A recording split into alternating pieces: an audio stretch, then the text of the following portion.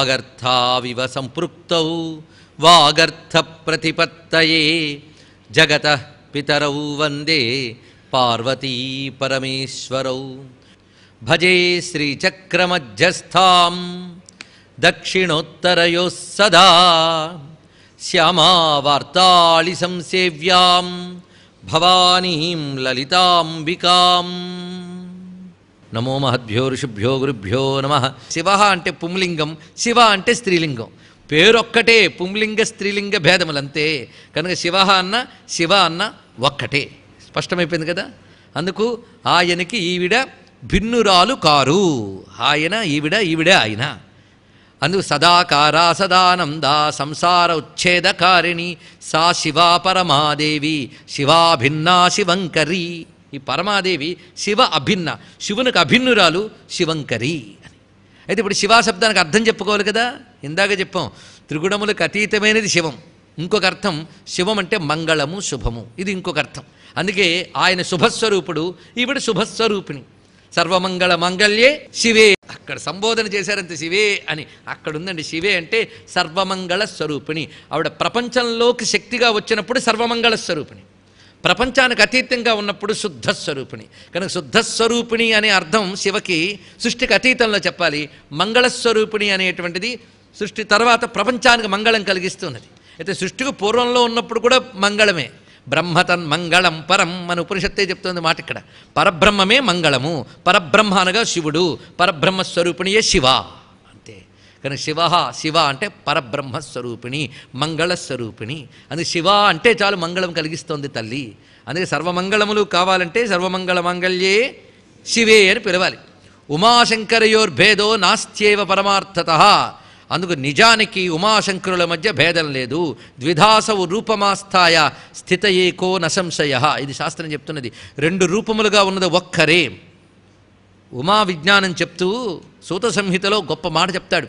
ఏమనంటే ఉమాశంకరుల మధ్య భేదం చూపిస్తే వాడిని తలకిందులుగా పెట్టి నరకంలో పడేస్తారట. అంటే వాళ్ళిద్దరి మధ్య ఇసుమంత కూడా భేదం లేదు. ఇది చెప్పడం కోసం వివరిస్తున్నారు. ఆ భేదం లేని స్థితిని చెప్పడం కోసమే శివ అనే పేరుని చూపించారు. అందుకే పరమాత్మ శివప్రోక్త శివ శైవ ప్రకీర్తిత. ఒక్క మాటలు అయిపోయింది. పరమాత్మని శివుడు అంటారు, శివ అన్న అదే అర్థము అన్నారు. ఇక్కడ డు అంటే పుంలింగం, వా అంటే స్త్రీలింగం, అంతే తప్ప భేదమేమీ లేదయ్యా అని చక్కటి అర్థం చూపించారు. అందుకే పరమాత్మ స్వరూపిణి, మంగళస్వరూపిణి. ఇప్పటి వరకు అమ్మవారికి పట్టాభిషేకం, కళ్యాణం, ఆవిడ పేరు జరిగిందండి. ఇప్పుడు స్వాధీన వల్లభ. స్వాధీన వల్లభ చాలా మంచి పేరండి. వల్లభుడు అంటే భర్త, ప్రియుడు అని అర్థం. భర్తని తన యొక్క అధీనంలో పెట్టుకున్నది స్వాధీన వల్లభ. ఎంత గొప్ప మాట ఇది. ఇది వల్లభుడు అంటే ప్రియమైన వాడు. ఈ మాటకు రెండు అర్థాలు ఉన్నాయండి. అది చమత్కారం. అలాంటి మాట పెట్టేశారు వశిన్యాది వాగ్దేవతలు. ఎటు నుంచి అయినా తీసుకోవచ్చు. వల్లభుడు ఆమెకు స్వాధీనం. ఇంకొక అర్థం ఏంటంటే వల్లభునకు స్వాధీనమై ఉండునది అని కూడా అర్థం. లేదా వల్లభుడికి ఆయనకి స్వాధీనంగా ఉండే వల్లభ, స్త్రీలింగం తీస్తే ప్రియురాలు, ఆయనకి స్వాధీనమైన ప్రియురాలు. అందుకే శివస్వాధీన వల్లభ అని నారాయణ భట్టు చూపించారు. ఇక్కడ శివ స్వాధీన వల్లభ. అమ్మవారి యొక్క పాతివృత్యం కనబడాలి అంటే ఈ శివస్వాధీన వల్లభ చాలా బాగున్నదండి. శివస్వాధీన వల్లభ, శివునకు స్వాధీనమైన వల్లభురాలు. ఇదంతా బాగున్నది. అంటే ఎప్పుడు పరమాత్మని అనుసరించి ఉంటుంది, అనుకూలముగా ఉంటుంది. ఇది పతివ్రత లక్షణము. అమ్మవారు మహాపతివ్రత. అందుకే శివస్వాధీన వల్లభ కూడా నిజమే, శివుణ్ణి స్వాధీనం చేసుకుందన్నా నిజమే. రెండూ నిజమే. ఇది ఎలాగో చూద్దాం. ఇది చాలా గొప్ప వివేచనండి. అయితే సాధారణంగా సామాన్యులకి కథాపరంగా చెప్తే భలే సరదా. ఆయన్ని ఇవిడ కంట్రోల్లో పెట్టుకుందంటే అదొక సంతోషం, ఆవిడ ఆయన కంట్రోల్లో ఉంటుంది, అదొక సంతోషం. ఋషులకి తెలుసండి మనకి ఇలా చెప్తేనే అర్థమవుతుంది. ముందు ఇలా చెప్తారు, తర్వాత బయటికి లాగేస్తారు పైకి. అది గొప్ప విషయం. అలా చూపిస్తూ పైకి తీసుకెళ్ళడం, అది వాళ్ళ యొక్క ఉద్దేశం. ఇప్పుడు మనం దీనిలో అందమైన భావాన్ని చూద్దాం. స్వాధీన వల్లభలో చాలా విశేషం ఉన్నది. ఎందుకంటే అమ్మవారికి పెళ్లి జరిగినప్పుడు చూపించేట బ్రహ్మగారు, ఇదిగో చక్కగా తయారయ్యాడు, కామేశ్వరుడిని పేరు పెట్టాను, సరేనా ఇప్పుడు వివాహం చేసుకుంటావా అంటే చేసుకుంటాను కానీ ఒక షరతు అందిటండి ఆవిడ. ఏమిటంటే నేనేం చెప్తే అది ఆయన వినాలి, నేను చేస్తానన్న దానికి ఆయన విరుద్ధంగా చెప్పకూడదు, దీనికి ఒప్పుకుంటాడంటే నేను పెళ్లి చేసుకుంటాను అన్నదిటండి. ఇది లలితోపాఖ్యానంలో ఉంది. ఎందుకంటే నేను ఏకా, నా పేరు ఏక. ఏక అంటే నేను ఒక్కదాన్నే, నా కంట్రోల్లో నేనుంటా, నేను ఎవరి కంట్రోల్లో ఉండను. మీరేదో సంప్రదాయం కోసం పెళ్లి చేసుకోమన్నారు కనుక చేసుకుంటాను, అంతేగాని నేనేది చేసినా ఆయన అడ్డు చెప్పకూడదు. పైగా నేను ఇది చెయ్యాలంటే ఆయన సరే అనాలి. ఇన్ని కండిషన్స్. దానికి ఒప్పుకుంటారా అంటే ఎన్నైనా ఒప్పుకుంటావా అని అడిగట. ఒప్పుకుంటానన్నాడు ఆయన. అప్పుడు పెళ్ళికి ఒప్పుకుంది ఆవిడ, పెళ్లి జరిగిందిట. అందుకే స్వాధీన వల్లభ అంటే లలితోపాఖ్యానంలో ఉన్న అంశం గుర్తు తెచ్చుకోవాలండి. ఎంత అందమైన అంశం. చిత్రం ఏంటంటే ఈవిడేం చెప్పినా ఆయన కాదనడు, కానీ ఆయన కాదన్నదేది ఈవిడ చెప్పదు. అది కూడా గొప్ప విషయం ఉన్నది. ఆయన మనస్సుకు విరుద్ధంగా ఏమి చేయదు. అది ఇంకా బాగుంది కదండి, ఆయనకి అసలు బాధే లేదు. అందుకే శివస్వాధీన వల్లభ అండంలో కానీ స్వాధీన వల్లభ అన్న కానీ అంత అందమైన భావం ఉన్నది. మొదటి నుంచి ఒక దీపం వెలిగించేశా, జ్యోతి ప్రజ్వలన. ఆ ఉదాహరణ మాత్రం వదిలిపెట్టద్దండి. జ్యోతి కాంతి, జ్యోతి కాంతి. ఎప్పుడు శివశక్తులు చెప్పేటప్పుడు ఇదే ఉదాహరణ, ఇది గుర్తుపెట్టుకుంటూ వెళుతూ ఉండాలి. అందుకే జ్యోతి ప్రకాశము, కాంతి విమర్శము, జ్యోతి శివుడు, కాంతి శక్తి. ఇలా చూస్తూ ఉంటే మీరు చూడండి, కాంతికి లోక వ్యవహారం ఎక్కువ. ఈ కాంతే గోడల మీద, కిటికీల మీద, అన్నిటి మీద వీళ్ళు పడుతూ ఉంటుంది. అన్నిటి పట్టించుకునేది ఎవరు? కాంతే. జ్యోతో ఎక్కడ పెట్టారు అక్కడ అలా చూస్తూ ఉంటుంది అది అలాగా. కనుక ఆ శివుడు సాక్షిగా, సాక్షి చేత కేవలో నిర్గుణశ్చ, ఆ సాక్షిగా స్థిరంగా అలా ఉంటాడు ఆయన. ఈవిడ లోక వ్యవహారాన్ని పెట్టుకుంటుంది కనుక ఆయన చూస్తూ ఉంటాడు, ఏమి అనడు. ఆ కాంతి ఎక్కడికి వెళ్ళినా చూస్తూ ఉంటాడట. అందుకని శివ అయితే వీడి స్వాధీన వల్లభ అలా వ్యాపించి ఊరంతా పనిచేస్తుందండి. ఇంత గొప్పగా చెప్పాడు. లోక వ్యవహారం అంతా పట్టించుకుంటుంది. ఇంత దీంట్లో ఒక చమత్కారం ఉంది. ఇంత కాంతి మళ్ళీ ఆయన అధీనంలో ఉంది. ఆయన లోకాల మీద పడలేదు, కానీ ఆవిడ లోకం పని అంతా ఆవిడ పెట్టుకుంది, లేకపోతే లోకం బతకదు. ఆ అరుణ కాంతి పడుతూ ఉంటేనే ప్రపంచం పనిచేస్తుందండి. సర్వారుణ ఇంత పనిచేసిన శక్తి ఆయన దగ్గర ఉంది. ఆయన నిర్వికారుడే కావచ్చు, ఆయన శక్తితో ప్రపంచమంతా చేస్తున్నాడు. చేస్తూ సాక్షిగా ఉన్నాడు కనుక మీరేమనకుండా అలా కూర్చోండి, అంతా నేనే చేస్తానంది. అది అర్థం ఇక్కడ తెలుసుకోవాల్సింది. శివస్వాధీన వల్లభ అంటే ఇంత అందమైన భావం ఉన్నదండి. ఈ భావంలోకి వెళ్ళి ఇప్పుడు వాళ్ళిద్దరూ కూర్చున్నటువంటి చోటుకి వెళదాం. అది ఎక్కడుంది? సుమేరు మధ్య శృంగస్థ. కొంతమంది సుమేరు శృంగ మధ్యస్థ అంటారు. ఏదైనా పర్వాలేదండి, అటు ఇటున్న భావం ఒక్కటే. సుమేరువు యొక్క మధ్యశృంగములో ఉన్నది. శృంగం అంటే శిఖరం, అక్కడ ఉందిట. సుమేరువు యొక్క మధ్యశృంగములో ఉన్నది, ఇదొక అర్థం. సుమేరు శృంగముల మధ్యములో ఉన్నది. శృంగములు అంటే సుమేరులో అనేక శృంగాలు ఉన్నాయి, ఆ మధ్యలో ఒక శృంగం ఉంది, దాంట్లో ఆవిడ ఉన్నది. అంటే ఆవిడ నగరం ఎక్కడ కట్టాడో తెలుసా? సుమేరు పర్వతము యొక్క మధ్యశృంగంలో కట్టాట. సుమేరు పర్వతం ఇది ఎక్కడుంటుంది చెప్పాలంటే అంత తేలిక కాదండి. సుమేరు శృంగము అంటే మన ఊహతో తెలుసుకోవాల్సిందే తప్ప ఇంకోటి కాదు.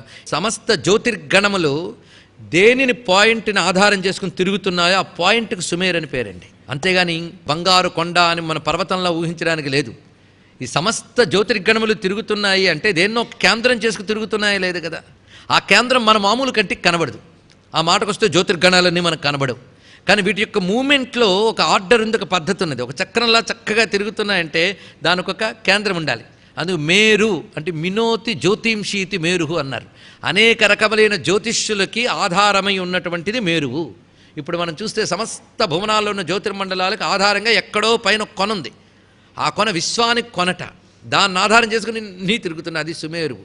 దాని యొక్క కొన యందు ఆ మధ్య పాయింట్లో ఆవిడ ఉందండి అక్కడ. అంటే విశ్వానికి అంతటికి ఆధారస్థానానికి కేంద్రముగా ఉంది. ఇంత చక్రం తిరగడానికి కేంద్రం ఎలాగో ఈ సమస్త జ్యోతిష్ చక్రం ప్రపంచ చక్రం తిరగడానికి కేంద్ర బిందువునందు ఆవిడున్నది. అది సుమేరు మధ్యశృంగం అంటే. ఇది తెలుసుకోవాల్సింది. ఈ కథాపరంగా చూస్తే శ్రీమన్నగరం ఎక్కడ నిర్మాణం చేశారంటే సుమేరు శృంగం మీద నిర్మాణం చేశారట. ఆ పర్వతం ఒకటి ఉన్నది. అయితే లోకంలో సుమేరు అంటే ఏంటో తెలుసా? మనకి సుమేరు వెళ్ళొచ్చు, చూడొచ్చు. లోకంలో సుమేరు పర్వతము అంటే ఈ చెప్పిన సుమేరు యొక్క శక్తి ఒక చోట మనం పట్టుకోవచ్చుట. అది ఏమిటి అంటే మానస సరోవరం దగ్గరున్న కైలాసం. దీనికి సుమేరు అని పేరు. ఇది శాస్త్రం చెప్తున్నది, ఒప్పుకోవాలి. ఇదే మహాకైలాస నిలయ. ఆలోచించవచ్చు, తప్పేం లేదు దీంట్లో భావిస్తే. ఎందుకంటే మనకు భూమి యందు దాని విభూతి ఉంది అంతే. కానీ ఇదే నిజమైన సుమేరుని కాదు, కానీ ఇక్కడికి వెళితే ఆ శక్తిని మనం పొందవచ్చు. ఇది ఒక రహస్యం. అదే శ్రీచక్ర రూపం అని పెద్ద వర్ణన. ఆ శ్రీచక్రము యొక్క కొన అంటే ఏమిటి? బిందువు. అదే సుమేరు మధ్య శృంగము. సుమేరు అనగా శ్రీచక్రము. అందుకే శ్రీచక్రానికి మేరు ప్రస్తారం అని పేరు ఎప్పుడైనా విన్నారా? మేరు ప్రస్తారం అంటే క్రిందికొస్తున్న కొద్దీ స్థూలమైపోతుంటుంది, పైకెళుతున్న కొద్దీ సూక్ష్మమైపోతుంటుంది. మీరు ఆలోచించండి, ఇందులోనే గొప్ప భావం ఉన్నది. క్రిందికి రావడం అంటే లోకం వైపు పడ్డం, లోకం వైపు వస్తున్న కొద్దీ స్థూలం, పైకి వెళ్ళడం అంటే పరమాత్మ వెళ్ళడం, వెళుతున్న కొద్దీ సూక్ష్మం. అది ఆ పరమాత్మ నుంచే ప్రపంచమంతా విస్తరించింది, బిందువు నుంచే అంతా విస్తరించినట్టు. ఆ సుమేరువుని అర్థం చేసుకుంటే ఇంత ఉన్నదండి. ఆ సుమేరువు యొక్క కొన యందు ఉంది ఆవిడ. అంటే బిందు స్థానమే సుమేరు శృంగము. ఆ సుమేరు శృంగంలో ఉంది. అది ఎక్కడుంది? త్రికోణం మధ్యంలో ఉంటుంది. అది మనం లేదా? శ్రీచక్రంలో బిందువు ఎక్కడుంటుంది? త్రికోణ మధ్యంలో ఉంటుంది. అది సుమేరు మధ్య అంటే శ్రీచక్రం యొక్క త్రికోణమునందు శృంగ కొన. అందుకే మధ్య అంటే ఇది. ఈ మధ్యలో 3 శృంగములు ఉంటాయట. ఈ 3 శృంగాలకి మధ్యలో ఉంటుంది. ఈ 3 శృంగములు ఏమిటో ముందు శ్రీచక్రపరంగా చూద్దాం. ఇందులో తూర్పు కోణంలో, త్రికోణంలో తూర్పు కోణంలో ఇచ్ఛాశక్తి ఉంటుంది, నిరుతి కోణంలో క్రియాశక్తి ఉంటుంది, వాయవ్య కోణంలో జ్ఞానశక్తి ఉంటుంది. ఈ మూడింటికి మధ్యలో ఆవిడ ఉంటుంది. ఇచ్ఛాశక్తి, జ్ఞానశక్తి, క్రియాశక్తులు అనేవి త్రికోణంలో 3 కోణాల్లో ఉంటాయండి. ఆ మధ్యలో ఆవిడ ఉంటుంది ఇక్కడ బిందువునందు. ఇప్పుడు సుమేరు మధ్య శృంగస్థ అంటే తెలిసింది కదా, అక్కడ ఉంటుంది. అలాగే అక్కడ శ్రీమన్నగరం విశ్వకర్మ నిర్మాణం చేశాడే, అది సుమేరు పర్వతం యొక్క మధ్య కొనలో పెట్టేట. మిగిలిన చుట్టూ కొనంలో ఏమున్నాయో చూడండి. దానికి తూర్పు వైపు బ్రహ్మశిఖరం ఉంది, నిరుతి వైపు విష్ణు శిఖరం ఉంది, వాయవ్యంలో రుద్రశిఖరం ఉన్నది. ఆ 3 శిఖరాల మధ్యలో శ్రీమన్నగరం ఉంది, అక్కడుంది. అందుకే సుమేరు మధ్య శృంగస్థ శ్రీమన్నగర నాయిక. ఇక్కడ మీరు జాగ్రత్తగా గమనిస్తే సుమేరు శృంగములు ఎన్ని చెప్పుకోవడం జరిగింది? సుమేరు శృంగములు ఎన్ని చెప్పుకోవడం జరిగింది ఇక్కడ? ఒకటి ఎక్కడో ఉన్న సుమేరు, అది ప్రధానమే. అదేవిధంగా శ్రీచక్రంలో ఇంకొకటి శ్రీమన్నగరం నిర్మాణం చేయడానికి పనికొచ్చింది. ఇంకొకటి చూపిస్తా చూడండి, 4వది. ఇది ఎక్కడుందో చూద్దాం. సో మేరు, మేరు అంటే మన శరీరంలో వెన్నుదండము. వెన్నుదండానికి మేరు. ఎందుకంటే ఈ సమస్త జ్యోతిష్ చక్రము మేరువును ఆధారం చేసుకు తిరిగితే సమస్త శరీర చక్రము వెన్నుదండాన్ని ఆధారం చేసుకు వెళుతుంది. అందుకే ఇదే మేరు. దీని పర్వతం అని ఎందుకన్నారో తెలుసా? ఇది హైట్, కింద నుంచి పైకి వెళ్ళేది పర్వతం కదా, అందుకే ఇక్కడికి వెళుతుంది శుభ్రంగా. ఆ వెళ్ళేటప్పుడు దాని కొనకు వెళ్ళండి. దాని కొనేది సహస్రార స్థానం. దాని మధ్యలో అది సుమేరు మధ్య శృంగస్థ. దాని మధ్యలో ఆవిడ ప్రకాశిస్తున్నది. సహస్రార స్థానంలో బిందు రూపముగా శివశక్తి రూపముగా ఉన్నది. ఇది మన శరీరంలో సుమేరు శృంగంలో పైన బిందు సహస్రార స్థానంలో ఉన్నటువంటి తల్లి. ఇది చిట్ట చివరికి ఇక్కడ తెచ్చుకోవాలి. ఇన్ని సరైనది. ఇక్కడుంది శ్రీమన్నగరం నిజానికి. అందుకు అమ్మవారి యొక్క నగరం శ్రీమన్నగరం, సుమేరు శృంగ మధ్యస్థ. శ్రీమన్నగరం దాని పేరు. ఆ నగరానికి నాయకురాలు ముఖ్యం. ఎంత నగరం ఉన్నా రాణిగారు ఎవరు? అందుకే శ్రీమన్నగర నాయిక. సుమేరు మధ్య శృంగస్థ శ్రీమన్నగర నాయిక. శ్రీమన్నగరానికి నాయకురాలు అని వివరిస్తున్నారు ఇక్కడ. మొత్తానికి ఆవిడండి నాయకురాలు. శ్రీమన్నగరం, ఇది గొప్ప మాట. అమ్మవారి పేరు శ్రీమాత, ఆవిడ యంత్రం పేరు శ్రీయంత్రం, ఆవిడ విద్య పేరు శ్రీ విద్య, ఆవిడ నగరం పేరు శ్రీమన్నగరం. మొట్టమొదటి శ్రీకి ఎన్ని చెప్పుకున్నాం అన్న అర్థాలు ఇక్కడ తెచ్చుకోండి. మరి నేను చెప్పక్కర్లే. శ్రీ అనగా చైతన్యమే. చైతన్యము ఉన్న నగరము శ్రీమన్నగరము. ఇప్పుడు మీరు ఆలోచించుకోండి, దీనికి ఏ నగరంలో చైతన్యం ఉంది? ఎప్పుడు ఈ శరీరం అంతా శ్రీమన్నగరం, మరి చైతన్యం అంతా ఆవిడదేగా. ఇప్పుడు ఈ చైతన్యం అంతా ఎక్కడి నుంచి ఇచ్చింది? నాయకురాలు ఎక్కడుండి పాలిస్తోంది? వెళ్ళండి, అక్కడ నుంచి చైతన్యం శరీరం అంతా ప్రసరిస్తోంది. ఇలా చూస్తే శరీరం అనే శ్రీచక్రంలో ఎలా అమ్మవారిని చూడొచ్చో మనం గమనించుకోవచ్చు. అందుకే శ్రీమన్నగరము అనగా ఇంత భావన మనం తీసుకోవాల్సినది. అలా శ్రీమన్నగర నాయకురాలుగా ఉన్నటువంటిది. ఈ రహస్యమంతా వేదంలోనే మనకి దేవానాం పూరయోధ్య అమృతేనావృతాం పురీం అనే మంత్రంలో మనకు కనబడుతుంటుంది. ఇంకా అందం మరొక చోట చూడొచ్చు. ఇప్పుడు శ్రీమన్నగరంకి వచ్చాం. దాని అడ్రస్ ఎక్కడ? సుమేరు మధ్య పర్వతము పై కొనయందు శ్రీమన్నగరం. అద్భుతంగా ఉంది. అందులో మధ్యలో అమ్మవారి యొక్క గృహం. ఈ లోపల అనేక ఆవరణలు కల్పించేయండి మనం అనుకోవాలి. ఈ ఆవరణలన్నీ దాటాక చింతామణి గృహం ఉన్నదండి. అందులో గోడలన్నీ చింతామణులు. మన గోడలంటే ఇటుకలు, రాళ్ళు, సిమెంటు ఇవేగా. అమ్మవారి యొక్క గృహంలో గోడలన్నీ చింతామణులుట. ఇందులో భావించండి ఎంత అందమైన భావన. చింతామణులు అంటే ఏది చింతన చేస్తే దాన్ని తీర్చే మణులు చింతామణులు. అమ్మవారి గోడల్లో ఒక్కొక్క ఇటుక ఒక్కొక్క చింతామణి. ఒక్క చింతామణి వస్తే చాలు బతుకంతా హాయిగా ఉండిపోతుంది మనకి. దేవతల దగ్గర ఒక చింతామణి ఉందండి, ఒక్క చింతామణి. ఎంత మథనం చేస్తే ఒకటి దొరికింది వాళ్ళకి క్షీరసాగరంలో. అలాంటి చింతామణులు అమ్మ ఇంటి గోడలు. ఇంకా ఆలోచించుకోండి ఇక్కడ. అంటే అమ్మ దాకా వెళ్ళక్కర్లే, అమ్మ ఇంటి గోడలను తలంచుకుంటేనే కదా. ఆహా, అవన్నీ చింతామణులే. చింతామణులు అంటే మరొకటి ఏంటో కదా, మంత్రములు. ఇది తెలియాలంటే అమ్మవారి యొక్క చింతామణి గృహానికి 4 ద్వారాలు ఉంటాయి తెలుసా? ఎప్పుడైనా శ్రీ విద్య చేసేవారు 4 ద్వారాలు చెప్తారు. పూర్వామ్నాయ, పశ్చిమామ్నాయ, దక్షిణామ్నాయ, ఉత్తరామ్నాయ, ఊర్ధ్వామ్నాయ అని చెప్తూ ఉంటారు. పైన ఉన్నది ఊర్ధ్వామ్నాయం, చుట్టూ 4 వైపుల ద్వారములు. 4 ద్వారాలంటే ఆమ్నాయ మంత్రములను ఒక్కొక్క ఆమ్నాయంలో బోలుడు మంత్రాలు ఉంటాయి. ఇన్ని మంత్రాలు అమ్మవారికి ద్వారములు అంటే అర్థం ఏంటి అంటే ఆ మంత్రములన్నీ చింతామణులే. ఈ చింతామణులన్నీ ఏమిటంటే అన్ని మంత్రములు కలిసిపోయి చింతామణుల మందిరం అయిపోయింది.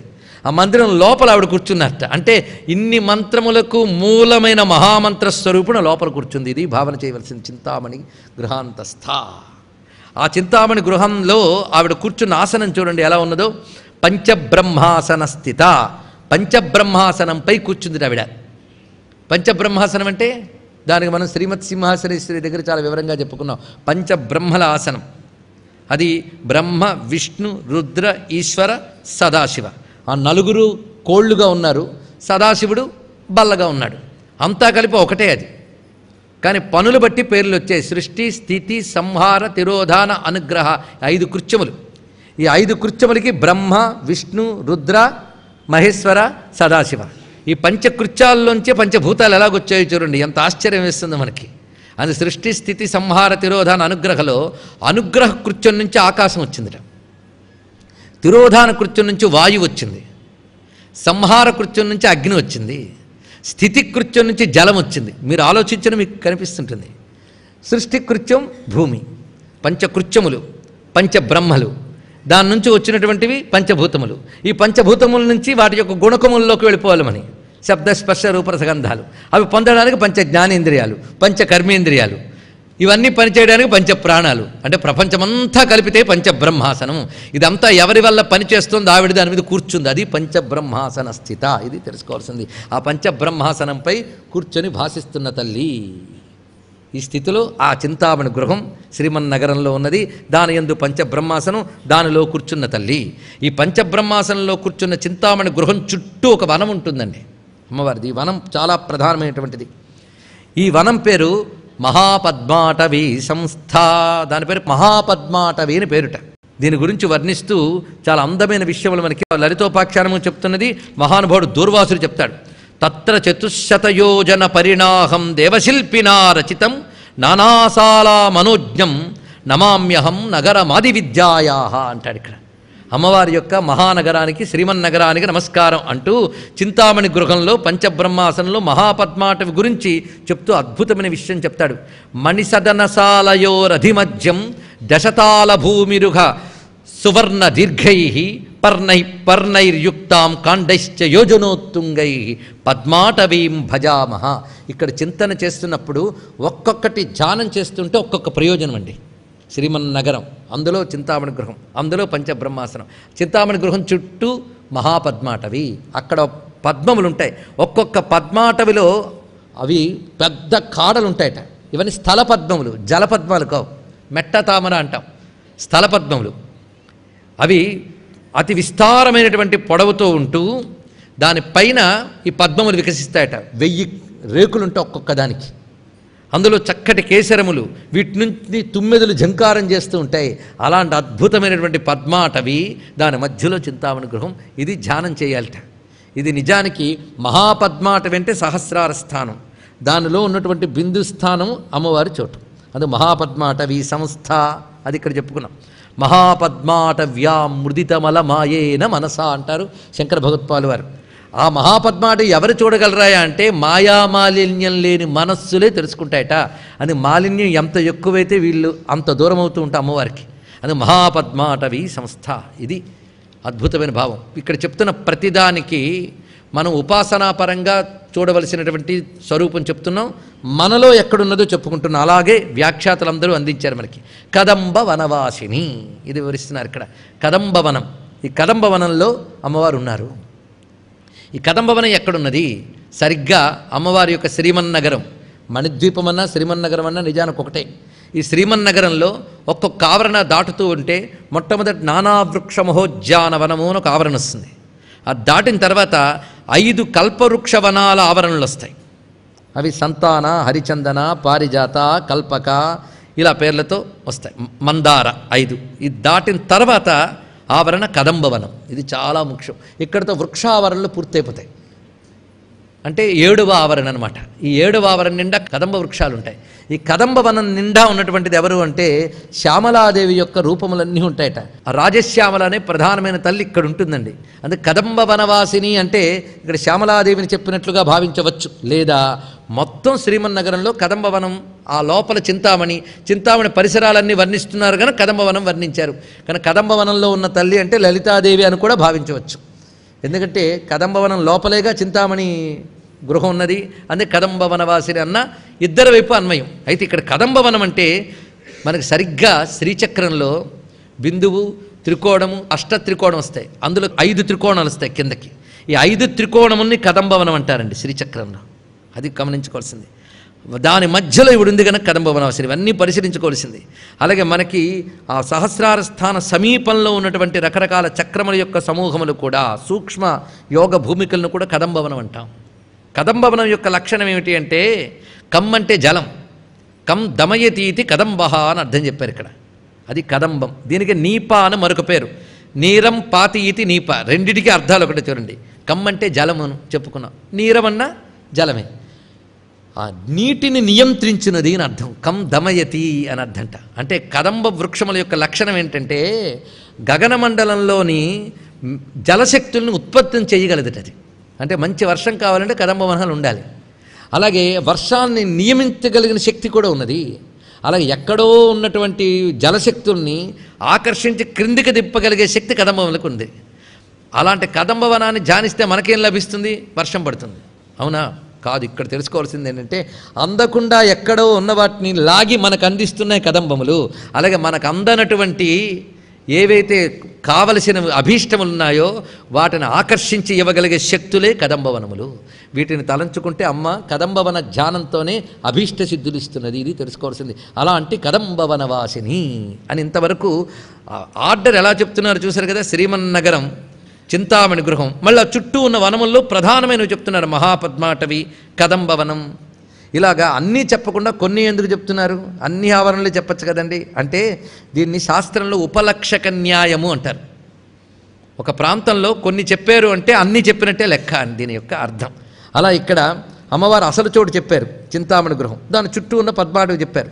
అలాగే వనముల్లో ప్రధానంగా ఉన్నటువంటి కదంబవనం చూపిస్తున్నారు. ఇప్పుడు మొత్తం మణిద్వీపం ఎందులో ఉందో అది చూపిస్తున్నారు. సుధాసాగర మధ్యస్థ, అమృతసాగర మధ్యంలో ఉందిట మణిద్వీపం. ఇప్పుడు ఆ మణిద్వీపాన్ని అలాగే దించాడు కనుక శ్రీమన్నగరం అలాంటి పద్ధతుల్లో ఉన్నది. కానీ అమ్మవారి అసలు నివాసమైన మణిద్వీపం ఎక్కడుంది? అమృతసాగర మధ్యంలో ఉంది. మనకి క్షీరసాగరం పేరు విన్నాం, మిగిలిన ఉప్పు సాగరం చూస్తూనే ఉన్నాం. అమృతసాగరం అన్ని బ్రహ్మాండాలకు ఆవలుందిట. ఇది పరిశీలించవలసింది. అమృతసాగరం అంటే మరేమిటో కాదండి. సాగరం అంటేనే అనంతం అని అర్థం. అపారమైనది, అనంతమైనది, లోతైనది అని అర్థం. పరమాత్మ ధ్యానం వల్ల మనకు కలిగే ఆనందం ఎంత? అది అనంతం, అపారం. పరమాత్మ అంటేనే ఆనంద స్వరూపుడు అని అమ్మ లోకమంతా అమ్మ లక్షణాన్ని చూపిస్తుందండి. అమృత సాగరము అనగానే శాశ్వతమైన ఆనంద స్వరూపము. అమ్మని ధ్యానం చేస్తూ ఆ తాదాత్మ్య స్థితికి వెళ్ళిపోతే ఆ యోగి సిద్ధస్థితిలో పొందే ఆనందం ఎంత ఉంటుందో తెలుసా? అది అనంతం, అపారం. అదే సచ్చిదానందం. ఆ ఆనంద అనుభూతియే సుధాసముద్రము. ఆ ఆనంద అనుభూతి కేంద్రమై ఉంటున్నది అమ్మ. అది మణిద్వీపం.